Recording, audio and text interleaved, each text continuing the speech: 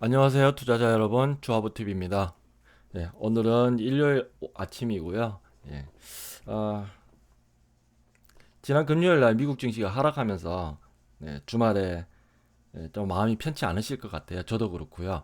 그래서 예, 시장을 한번 또 살펴보고 오늘 주제는 이렇게 큰 타이틀은 이렇게 잡아봤어요. 올해 수익 전략을 어떻게 가져갈지 한번 빅피처를 한번 함께 그려보도록 그렇게 하고요.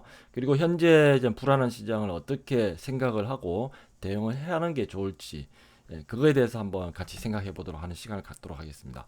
미국 시장에서 수익 전략은 무엇일까? 요거에 대해서 오늘 한번 얘기를 해볼 텐데요. 첫 번째는 미국 시장 흐름을 한번 짚어보고요. 그리고 이제 대응 방법이 무엇일지, 그리고 실전 전략은 어떻게 하는 게 좋을 건지에 대해서 같이 한번 생각해 보도록 하겠습니다. 네, 먼저 주식 투자 궁금하면 댓글로 질문 주세요. 편안하게 부담 가지지 마시고요. 예. 질문을 많이 할수록 좋습니다. 공부하고자 하는 어떤 의도 그리고 의욕이 있기 때문에 그런 분들은 나중에 결국은 성공하시게 될 거예요. 그래서 주하부 TV를 찾아주시면 감사드리고요. 구독과 좋아요, 알림 설정으로 함께 참여해 주시죠. 그래서 주식으로 부자 되는 그날까지 함께 화이팅 하십시오. 네, 미국 시장을 먼저 한번 살펴보겠습니다. 미국 시장의 키워드는요, 인플레이션과 국제 정세입니다. 뭐 국제 정세는 다들 아시다시피 이제 러시아와 우크라이나의 이제 전쟁 발발이 임박해 있다는 그런 불안 정세고요. 인플레이션은 다들 알고 계시죠. 네, 인플레이션을 인해서 예, 지금 금리 인상이 얼마만큼 빨리 될 건지 그거에 대한 불안감이 좀 큽니다. 그래서 불확실성이 크고 불확실성이 크고 그로 인해서 불안 심리가 더 커지고 있고요. 그로 인해서 시장이 흔들릴 때마다 주식 투매 현상이 일어나고 있습니다. 그래서 지금 급등락이 반복되고 있는 이 변동성이 큰 장세인 것이죠. 그러면 어떻게 왜 한번 그 이유에 대해서 한번 짚어보도록 할게요. 그리고 현재 이 데이터에 기반으로 해서요 어떻게 되는지 한번 살펴볼게요. 항상 감으로 가는 것이 아닙니다. 어, 완전 정말 시장에 처음 참여하신 분들은 감으로 하시는 분들이 있어요. 그럴 것 같다. 아니면은 뭐 좋을 것 같다. 혹은 그 다음에 귀동량으로 뭐 카더라. 뭐가 좋다 카더라. 누구가 좋다 카더라. 친구가 좋다 카더라. 전문가가 좋다 카더라. 뭐 그런 카더라 족식이겠죠. 뭐 그런 것들. 그런 투자 방식들은 일단 뭐 아주 처음에 접하시는 분들이 감으로 하시는 방법이고요. 그렇게 하시면 안 되고요. 그 다음에는 데이터를 기반으로 하셔야 돼요. 그 데이터가 우리가 흔히 얘기했던 정보 기반이라고 하죠. 예, 그러면은 합당한 이유가 나오죠. 그럼 그 합당한 이유에 따라서 내가 투자를 할지 청산을 할지 그거에 대해서 의사결정을 할 수 있는 근거가 되겠습니다. 네, 그래서 지금은 시장을 한번 살펴보기 때문에 시장에 대해서 한번 살펴보는 근거 데이터가 바로 이런 것들 차트를 살펴볼 텐데요. 지금 보시면요, 트레이딩 이코노믹스라는 사이트에서요, 미국 금리에 대해서 지금 한번 제가 조회를 해봤습니다. 자, 미국의 기준금리, 파란색이 기준의 기준금리입니다. 지금은 제로금리죠. 이 제로금리 상태에서요, 죄송합니다. 현재 미국의 금리 상태는 제로금리입니다. 그럼 제로금리 상태고요. 요 까만색 선은 미국의 마켓 인덱스죠. 스탁 마켓 인덱스. 그래서 미국의 주식시장의 이제 인덱스를 얘기하는데요. 자, 2016년도에 보시면 자, 금리 인상을 2008년도에 그 제로금리 이후에 2016년도 초에 금리 인상을 할 때 그때 시장이 이때 한번 빠졌죠. 그렇지만 어떻게 됐습니까? 그 이후에 금리가 상승하면서 시장도 함께 상승했습니다. 그러다가 어디에서 빠졌죠? 금리가 어느 라인의 정점에 이르렀을 때 그때 시장은 빠지기 시작했습니다. 반등도 있었는데요. 네, 이때는 또 금리를 내리기 시작했죠. 그렇지만 이때는 또 코로나 팬데믹 그때 선언되면서 지금 급락했는데 이때는 어땠을까요? 한번 역으로 한번 질문을 한번 던져봅시다. 금리가 오르면 주식 시장이 떨어질까요? 반대로 금리가 내리면 주식 시장이 상승할까요? 잠깐만 짚어보시죠. 그렇지 않습니다. 딱 이분법으로 그렇게 생각할 수가 없어요. 자, 그게 이 과거 사례에서 나타나고 있죠. 금리를 인상했는데, 그래서 시장이 흔들렸는데, 그렇지만 금리를 계속 올림에도 불구하고 시장은 올라갔습니다. 그렇지만 또 계속 올라가는 게 아니고 어느 정점에선가 시장은 다시 하락하기 시작했죠. 그리고요. 금리를 또 내리는 시점에서는 또 올라가고, 이게 굉장히 좀 왔다 갔다 하죠. 그래서 정리를 하면요.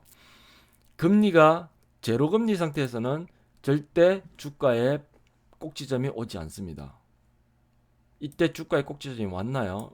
이 제로금리 상태에서. 지금 제로금리 상태에서 주가의 꼭지점이 왔다고 볼 수 있을까요? 아니죠. 그리고 금리가 계속 올라가는데 주가도 같이 올라가지만 계속 올라갔나요? 아니죠. 금리가 어느 정도 수준에 왔을 때 그때 시장은 부러지기 시작합니다. 이 과거 사례도 마찬가지고요. 좀 더 넓게 보면은 이렇게 보실 수 있죠. 보이십니까? 어느 정도 금리가 고점 수준에 왔을 때 주식시장은 부러집니다. 어느 정도 고점 수준에 왔을 때 시장은 이렇게 부러지고요. 고점 수준에 왔을 때 시장은 부러지고요. 다들 이유는 있죠. 이때는 닷컴 버블 붕괴, 그리고 이때는 2008년 금융위기 때, 이때는 2018년도 19년도 그때는 이제 경기 하락 어떤 우려가 있었고요. 이때는 팬데믹이 있고요. 자, 그렇다면은 이거를 왜 짚어보냐면 아주 중요합니다. 왜냐? 지금 상태를 보기 위해서죠. 지금은 어떤 상태입니까? 제로금리입니다. 제로금리이기 때문에 절대 현재 시장은 꼭지점이 아니다라는 것이고요.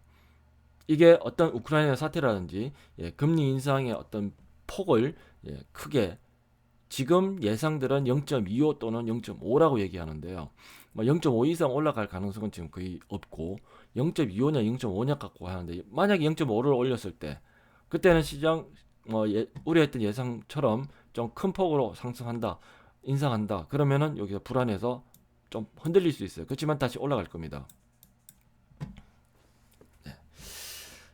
그리고 자, 지금 진짜 백이 불안한 시장은 이때입니다. 장단기 금리차, 10년 만기 국채 수익률과 2년 단기 국채 수익률의 차이. 그 장단기 금리차가 바로 경기의 이 하락을 예견하는 어떤 인덱스이고요. 이 지표가 마이너스 또는 제로에 수렴했을 때 그 이후에 1년 이내에 경기 침체가 온다라는 거, 과거 사례로 지금 통계를 볼 수 있습니다. 그렇다면 지금은 어떨까요? 지금은 0.45 수준입니다. 0.45 수준이면 아직은 버틸만한 그런 수준에 있습니다. 그리고 채권금리 10년 만기 국채 수익률 보시면 지금 1.92로서 빠졌죠. 지금 아주 불안해가지고 금리가 출렁해야 된다면 얘가 빡치고 올라가야 됩니다. 되게 빨리 올라가야 되겠죠. 그렇지만 그렇게 빨리 올라가고 있지는 않습니다. 상승 추세에 있긴 하지만 그렇게 급격하게 올라가지는 않습니다. 그죠? 경기 선행지수, 미국 경기 선행지수 아직 상승 추세에 있어요. 빅스 지수요. 빅스 지수도 불안정하지만 아주 극단적으로 치닫고 있지는 않습니다. 그리고 이제 그걸로 보겠습니다. 미국 시장에 어떤 펀더멘탈 보시면 여기는 이제 케이스 실러 PER, 우리 흔히 얘기하는 퍼라고 얘기하죠. PER을 보시면 하단으로 지금 조정권에 들어왔어요. 자, 이거는 뭐냐면 그냥 개념만 설명드리고 갈게요. 자, PER은요 산수 공식으로 되어 있습니다. 위에는 주가고요, 밑에는요 이익입니다. 자, 그러면 이 값이요, PER이 지금 떨어졌다는 것은 무엇을 의미할까요? 주가 지금 최근에 떨어졌죠. 근데 이 값이 떨어졌다면은 이익은 올라갔다는 것이 되겠죠. 그죠? 그러면 P 값이 떨어지기 때문에 그 P 값이 떨어지겠다는 것은 즉 주가는 조정을 줬고 이익은 여전히 잘 나오고 있거나 더 잘 나온다는 얘기죠.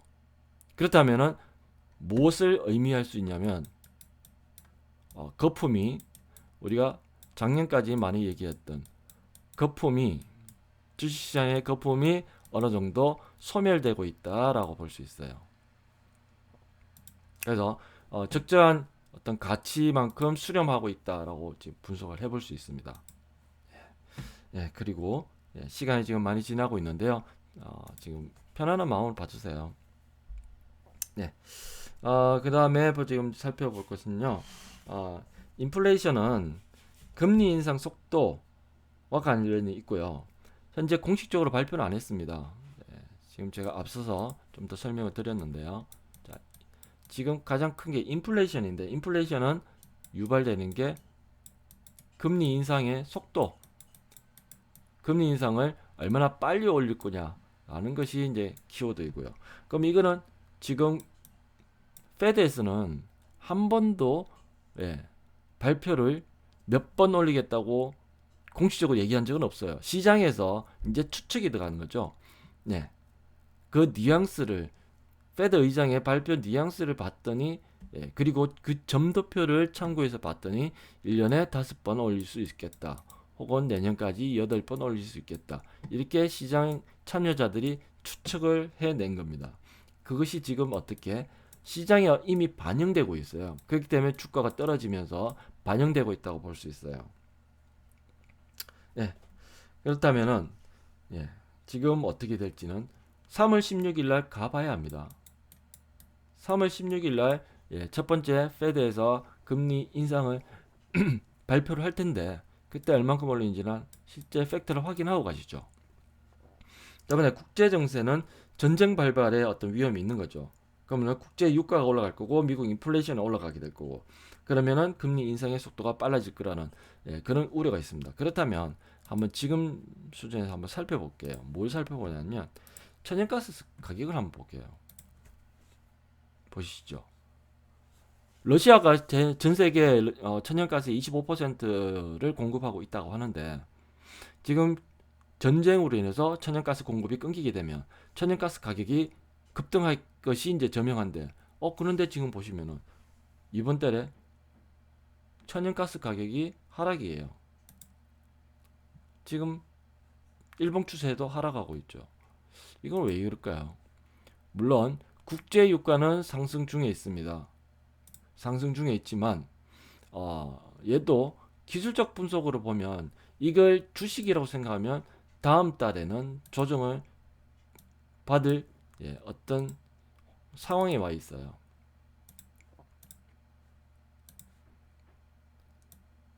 (3개월) 연속 상승했죠. 그럼 다음 달은 거의 조정을 줄 가능성이 큽니다. 일봉에서도요. 심플 크로스입니다. 20과 60이. 그러면 그 다음에는 조정을 줄 수밖에 없어요. 네. 어쨌든 추세는 상승 추세에 있고 그리고 조만간에 조정을 줄 수 있는 위치에는 와 있습니다. 그리고 큰 틀에서는요. 지금 100달러 근방에서는 이게 부담스러운 가격 저항선에 와 있습니다. 그래서 예측컨대 유가는 지금 전쟁 발발이 안 된다면 지금 90에서 100달러 그 언저리에서 저항을 받고 또 조정을 줄 것입니다. 한번 지켜보시죠. 이거는 이렇게 될 것이라고 예측은 하되 지켜보는 거예요. 어떻게 맞추겠습니까? 신도 아니고요. 그렇지만 중요한 거는 그 즈음에 왔을 때 나타나는 가격 변화의 현상을 보고 우리는 대응하는 게 정석입니다. 네, 그러면 어떻게 대응할 거냐? 잘 보시죠. 경력이 많으시거나 혹은 많으시지만 지금 불안정해가지고 어떤 뭐 수익이 잘 안 나시는 분 그리고 특히나 투자 경력이 3년 미만이신 분 이렇게 하락장 조정장을 경험하지 않으신 분들은 꼭 한번 되새겨 주시기 바랍니다. 그러면 투자에 도움이 되실 거예요. 자, 대응 방법 첫 번째는 서두르지 않는 겁니다. 잦은 매매를 하지 않는 거죠. 왜냐면요, 올라간다 해서 따라잡고 떨어진다 해서 손절하고, 이거 몇 번만 반복하면요, 계좌 손실이 굉장히 커집니다. 계좌에 반토막 금방 나요. 그래서 서두르지 마세요. 그리고 잦은 매매 하지 마십시오. 물렸다면은 그냥 가지고 계세요. 그리고 마음이 불안하면은 잠깐 기다리세요. 현금을 가지고. 그 다음, 레버리지 쓰지 마십시오. 특히 신용과 미수 쓰지 마십시오. 내 자금이 크든 작든 신경 쓰지 마시고, 신용 미수 지금 쓰셨다면은 청산하시고요. 지금 쓰지 마십시오. 지금과 같이 변동성이 심한 장세에서 레버리지를 사용하시면 금방 깡통 찹니다. 나중에 시장이 올라가고 나서 더 땅을 치고 후회하게 돼요. 그러면 다시는 주식시장에 안 들어오실 아주 아픈 기억으로 남을 수 있습니다. 그래서 지금 절대 레버리지는 사용하지 마시고요. 지금 이미 쓰셨다면 좀 부담을 줄이시는 게 좋지 않겠나 싶습니다. 그 다음 세 번째, 안전한 주식만 투자하는 겁니다. 즉 물려도 괜찮은 주식. 제가 지난 시간에 말씀드렸다시피 물려도 되는 주식은요, 향후에요, 실적이 더 향상되는 주식들입니다. 그래서 그런 주식들만 투자를 해놓고 지금 분할 매수해서 물리더라도 괜찮은 주식만 사십시오. 그 다음 긴 시야로 투자를 해야 합니다. 근데 긴 시야, 보통 장기 투자하라 그러는데 장기가 얼마만큼인지 아무도 알려주지는 않아요. 모르기 때문이겠죠. 그렇지만 한번 가늠해 보겠습니다. 올해 말 그리고 내년 초, 이거는 어디에 근거했냐면요, 두 가지입니다. 금리 인상의 횟수, 금리 인상을 올해 3번 할지 4번 할지 아직 확실치는 않아요. 아마도 그 결정권자들도 정하지는 않았을 겁니다. 그렇지만 몇 번, 그리고 금리가 수준이 어디까지, 즉 2.5에서 3% 수준까지, 그때까지는 주식시장은 조정과 상승을 반복하면서 상승으로 추세를 이어갈 가능성이 농후합니다. 그렇다면 몇 번, 그리고 그 상승폭이 얼마냐에 따라서 그 언제라는 시점이 정해질 것입니다. 2년 동안 2.5%에서 3% 수준으로 기준금리를 상승시키면은 그때 꼭지장이 올 것입니다. 그거는 지켜보면서 우리가 판단해 봐야 될 거고요. 아직 시간이 많이 남았습니다. 두 번째는 뭘까요? 폴리티컬 사이클입니다. 올해는 미국 바이든 정부와 2년 차입니다. 2년 차면은 지금 통상 통계적으로 시장이 그렇게 좋진 않았습니다. 시장 수익률이요, 임기 2년 차에서는 약간 변동성을 주면서 시작과 끝이 거의 비슷했어요. 그래서 이 폴리티컬 사이클로 보면은 하반기는, 지금은 1월부터 빠져 있죠. 그러면은 어떻게 된다? 회복하겠죠. 회복하고 또 뭐 회복이 상승했더라도 또 조정도 줄 것이고요. 이게 등락이 있다가 어느 정도 경기 상황에 따라서 플러스권으로 마무리를 지을 수 있겠죠. 경기가 안 좋아지면은 마이너스권에서 마무리 지을 거고요. 그렇지만 그 진폭은 그렇게 크지 않을 거다. 언제? 연말쯤에 가서 보면.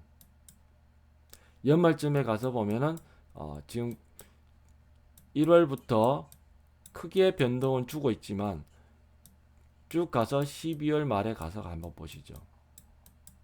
그냥 그 제자리에 와 있을 겁니다. 혹은 플러스권으로 와 있을 수도 있고요. 마이너스권으로 와 있을 수도 있지만 진폭은 그렇게 크지 않을 거고요. 그래서 여기서 틀어버리면 여기 가서 가슴 아플 거고요. 더더욱 연말 가서 이때 팔았더니 이만큼 올라와 있다. 그만큼 쏙쓸인 거 없습니다. 그러니 이때 물렸더라도 다시 회복할 수 있는 주식을 가지고 가시고요. 그리고 긴 시야, 요 다음 달에 또 주식이 하락을 줬더라도 가슴 아파하지 마시고요. 그냥 연말까지 가지고 간다는 마음으로 가시죠. 그리고 내년을 좀 더 기대하시면 될 것 같습니다. 그래서 안전한 주식만 가져가는 게 제일 좋습니다. 그럼 실전 투자에서는 어떻게 할까요? 향후 두 가지 종류의 반등이 예상됩니다. 그리고 안전한 주도주로만 가져가야 되겠죠. 자, 이게 무슨 말씀이냐면 향후 두 가지 종류의 반등. 자, 지금 차트를 한번 보실게요. 제가 몇 번의 시나리오를 또 그려드렸는데 다시 한 번 더 그려보겠습니다. 자, 시간이 지나면 어떻게 되겠습니까? 241선이 이렇게 눕게 됐고요. 21선이 어떻게 된다? 시간이 지나면 21선의 반등. 요게 하나 남았고요. 그 다음에요. 61선 시간 지나면 이렇게 쭉 내려오겠죠. 그리고 61선과 241선이 한번 데드크로스 발생하면요. 어디선가 61선도 이렇게 반등하는 두 번째 케이스가 발생할 것입니다. 이거는 가봐야 알아요. 그렇지만 케이스 발생할 수 있는 가능성은 이 두 가지는 확실한 겁니다. 어디에서 볼 수 있을까요? 지금 기대하는 것은요. 이때입니다. 2020년 3월달처럼 이렇게 조정을 받고 반등하면 지금 베스트 케이스예요. 짧고 굵게 왔다 갔잖아요. 그렇지만 조금 더 중간급으로 조정은 이 2018년도 하반기 이렇게 하락하고 나서 어디 보셨죠? 61선까지 같이 뚫고 내려왔죠. 이땐 제법 조정이 컸습니다. 지금 시점이 요즘하고 비슷하다라고 하면은 한 번 더 큰 하락이 남았다는 얘기가 되겠죠. 그렇지만 찍고 다시 올라왔다가 61선이 이렇게 반등을 주고 그리고 꺾어진 게 아니라 뚫고 올라가서 여기 횡보를 줬습니다. 이렇게 되면 다시 어떻게 되죠? 상승장으로 회복합니다. 그래서 지금 어떤 유형의 이 조정이 진행될지는 알 수가 없습니다. 변수가 워낙 많기 때문이죠. 갑자기 러시아와 예를 들어서요. 러시아가 우크라이나에 침공했다 그러면 이렇게 시장이 급락할 거 아닙니까? 불안해가지고. 그리고 어디선가 조치가 나오면 다시 이렇게 회복을 하겠죠. 그럴 수도 있고요. 아니면 그냥 그냥 말말말로 끝나서 그냥 우크라이나 사태는 그냥 흐지부지 될 수도 있어요. 그리고 금리 인상도 생각보다 그렇게 빡세게 안 올 수도 있어요. 그러면 불확실성 해소가 되면은 시장은 어떻게 되죠? 이렇게 외바닥 찍고도 올라가서 위에서 쌍바닥 찍을 겁니다. 그렇죠? 자, 그러면 다시 정리를 할게요. 우리는 지금 어떻게 가야 됩니까?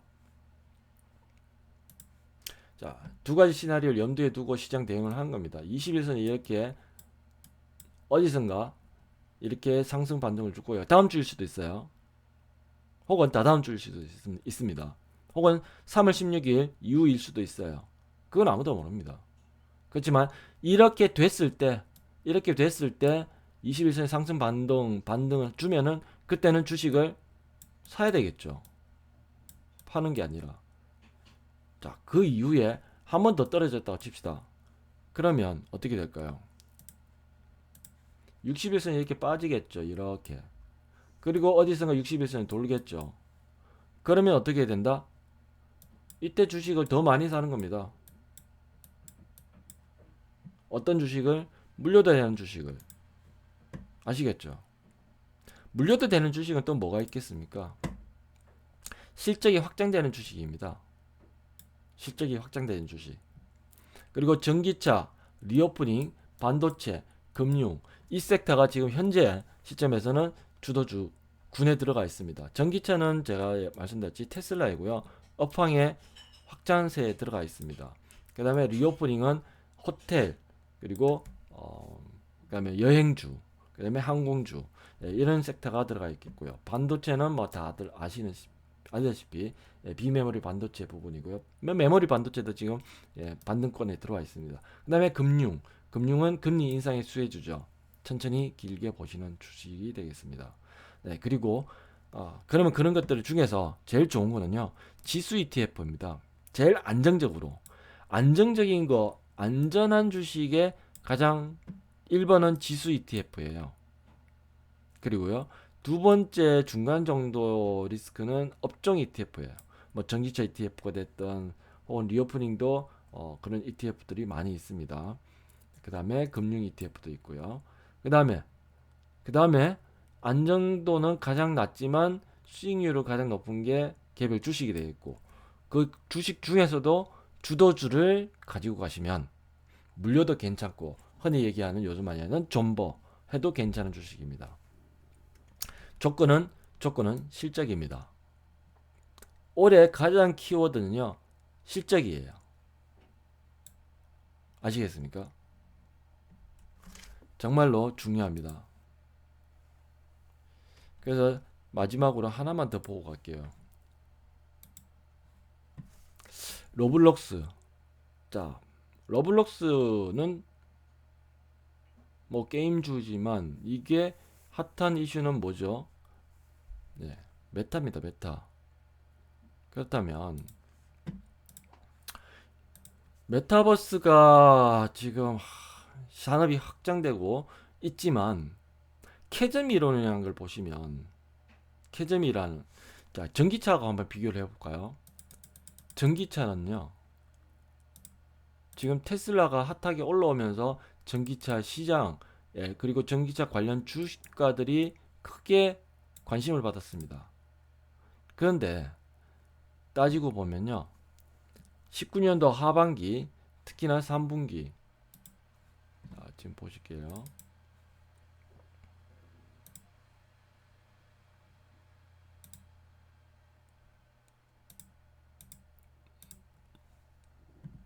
자, 테슬라를 보시면 이때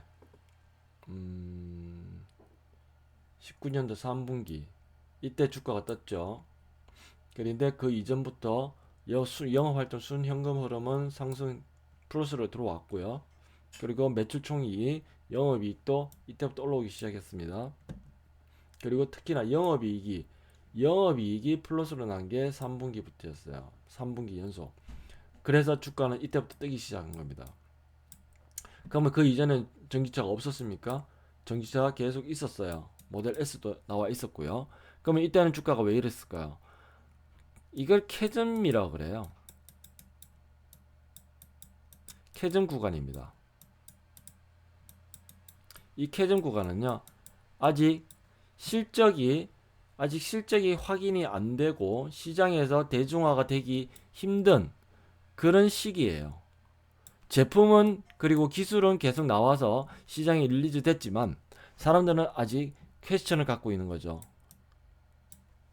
그냥 신기할 뿐이지 이게 내 차로 그리고 대중화 되겠다, 친구도 타고 다니고 나도 타고 다니고, 예, 이런 차가 될 거라고는 아직 예상들을 못 하고 있었죠. 그렇지만 음, 그 시기가 바로 캐전 구간이고 수익률이 이렇게 안 나는 구간입니다. 그렇지만 이 구간을 잘 버티고 살아난, 예, 그런 기업들은 결국은 시장이 그렇게 응답을 해줄 것이고 시장에서 소비자들이, 예, 제품을 사기 시작하고 그게 메인 프로덕트로, 예, 메인 마켓으로 지금 들어가게 되면, 그렇게 되면 이렇게 실적이 플러스로 돌게 됩니다. 그러면 그때 주가는 이렇게 올라가게 되죠.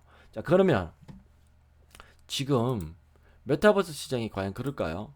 메타버스 시장은요, 일단 로블록스는 얼마 안 됐잖아요. 얼마 안 됐고 보시다시피 지금 수익이 나고 있을까요? 영업이익률은 여전히 마이너스권에 있죠. 매출은 있지만, 그리고 기간이 그렇게 길지 않네요. 연속성을 지금 확인할 수가 없습니다. 이게 연속성. 이게 연속성을 지금 검증할 수 없기 때문에 그래도 불안한 겁니다. 그 다음에 영업이익률은 마이너스권에 있으니까 아직 이것도 아니죠. 매출은 플러스로 나오고 있으니까 장사는 하고 있다는 얘기고요. 영업이익도 지금 좀 올라갔지만 이게 연속적일지는 모릅니다. 그렇기 때문에 자, 지금 메타버스의 로블록스는 어떻다? 모르겠다입니다. 모르겠다이니까 안전한 주식일까요? 불안정한 주식일까요? 제 기준에서는 불안정합니다. 데이터가 없기 때문이죠. 그래서 얘가 물려도 되는 주식인지 존버해도 되는 주식인지는 제 기준에서는 불안정하다입니다. 그래서 투자를 한다면 조금만 맛배기로. 근데 메인으로 가져가기에는 불안합니다. 그렇죠? 물론 기술적 분석상 얘가 떨어지면 반등은 다시 줄 수 있어요. 그렇지만 계속 저점 깨고 내려오고 있지 않습니까? 여기 저점 깼죠. 자, 기술적 분석 한번 해볼게요.